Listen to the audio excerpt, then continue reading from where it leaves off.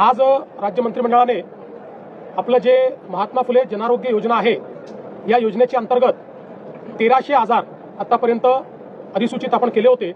आज जवळपास त्याच्यामध्ये वाढ करून 2399 म्हणजे 2400 आजारांकरता आपण त्या ठिकाणी या योजनेच्या अंतर्गत मान्यता दिलेली आहे। ते म्हणतात 2400 म्हणजे 2399 आजाराकरता 5 लाखापर्यंतचा सगळा खर्च हा सर्व नागरिकांकरता या योजनेच्या अंतर्गत केला जाईल।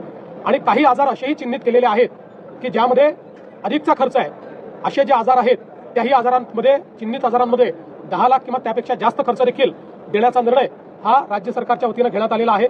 यासोबत अनेक आजारांचे जे पॅकेजेस आहेत हे आता नवीन रेटने म्हणजे काही ठिकाणी आपण जवळपास दुप्पट रेट केलेला आहे त्यामुळे देण्याचा निर्णय केला आहे। यामुळे हॉस्पिटलची मागणी देखील मोठ्या प्रमाणात पूर्ण होणार आहे आणि महाराष्ट्रातल्या गोरगरिबांना पूर्णपणे त्या ठिकाणी मोफत आणि चांगल्या पद्धतीचा उपचार मिळण्याच्या संदर्भातला मार्ग खुला झालेला आहे।